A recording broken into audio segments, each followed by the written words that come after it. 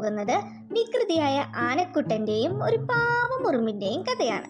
ഒരിടത്തൊരു കാട്ടിൽ പുഴക്കരയിലായി ഒരു ആനക്കുട്ടൻ ജീവിച്ചിരുന്നു. അവനാണെങ്കിൽ മഹാവികൃതിയായിരുന്നു.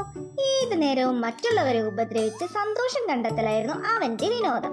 ഓരോ ദിവസം കഴിയുന്തോറും അവന്റെ വികൃതിയാണേലോ കൂടിയും വന്നു. അതേസമയം കാട്ടിൽ മറ്റൊരിടത്ത് ഒരു പാവം ഉറുമ്പ് ജീവിച്ചിരുന്നു. ഉറുമ്പാണെങ്കിൽ കുറേ സമയം ഭക്ഷണം തേടിയതിനു ശേഷം കിട്ടിയ വലിയൊരു ധാന്യമണിയുമായി നടന്നു പോകുകയായിരുന്നു. ഉറുമ്പ് നടന്നു പോകുന്ന സമയമാണ് കുറുമ്പനായ ആനക്കുട്ടൻ ആ വഴി വന്നത്. തലയിൽ വലിയൊരു ധാന്യമണിയുമായി പോകുന്ന ഉറുമ്പിനെ കണ്ടതും ആനക്കുട്ടൻ ചിന്തിച്ചു, ഈ ധാന്യമണി എടുത്ത് കഴിച്ചാൽ നല്ല രസമായിരിക്കും എന്നും ചിന്തിച്ച് ആനക്കുട്ടനാണെങ്കിൽ ആ ധാന്യമണി എടുത്തങ്ങ് കഴിച്ചു. ഇത് കണ്ടതും ഉറുമ്പിന് സങ്കടമായി. ഉറുമ്പ് ആനയോട് ചോദിച്ചു, നീ എന്തിനാ എന്റെ ധാന്യമണി എടുത്തത്? ഇത് കേട്ടതും ആനക്കുട്ടൻ പറഞ്ഞു, അത് ഞാൻ നിന്നെ സഹായിച്ചതല്ലേ. ഇത്രയും വലിയ ധാന്യമണി നിന്റെ തലയിൽ വെച്ചാൽ നിനക്ക് വേദനിക്കില്ലേ? അതുകൊണ്ടാ ഞാൻ അത് എടുത്ത് കഴിച്ചത്.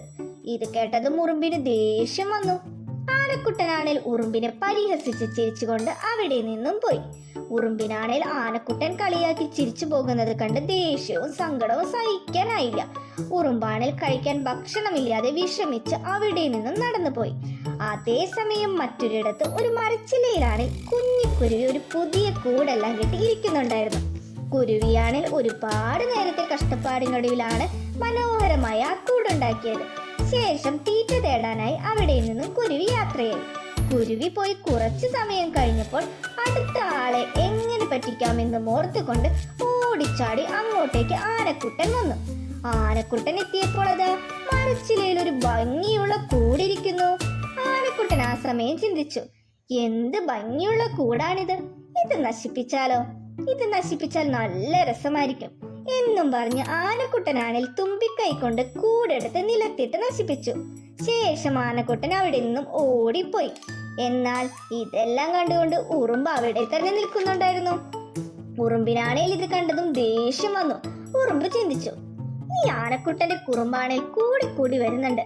ഇവനാണേൽ മറ്റുള്ളവരെ ഉപദ്രവിക്കുന്നത് ഒരു വിനോദമായാണ് കാണുന്നത്. ആ കുരുവിയാണേൽ എത്ര കഷ്ടപ്പെട്ട് നിർമ്മിച്ച കൂടാണിത്. ആനക്കുട്ടൻ ഇങ്ങനെ വിട്ടാൽ ശരിയാകില്ല. ആ സമയമാണ് തീറ്റ തേടിപ്പോയ കുരുവി തിരിച്ചു വന്നത്. കുരുവി വന്ന് നോക്കിയതും കൂടാണേൽ മരച്ചിലയിൽ കാണാനില്ല. കൂട് നശിച്ചു കിടക്കുന്നത് കണ്ടതും കുരുവിക്ക് സങ്കടമായി. കുരുവി ചിന്തിച്ചു, ഞാൻ ഇത്ര കഷ്ടപ്പെട്ട് ഉണ്ടാക്കിയ കൂട് ആരാണ് ഇങ്ങനെ നശിപ്പിച്ചത്? ആ സമയം ഉറുമ്പ് പറഞ്ഞു, ഇത് ആനക്കുട്ടൻ ചെയ്ത പണിയാ. അവന്റെ കുറുമ്പ് കൂടുന്നുണ്ട്. നീ വിഷമിക്കേണ്ട കുരുവി, അവനെ കൊണ്ട് തന്നെ ഞാൻ ഇത് തിരിച്ച് ശരിയാക്കിച്ചോളാം എന്നും പറഞ്ഞു ഉറുമ്പ് അവിടെ നിന്നും പോയി. അതേസമയം ആനക്കുട്ടനാണേൽ ഈ ചെയ്തതെല്ലാം ആലോചിച്ച് സന്തോഷിച്ച് അവിടെ നിൽക്കുകയായിരുന്നു.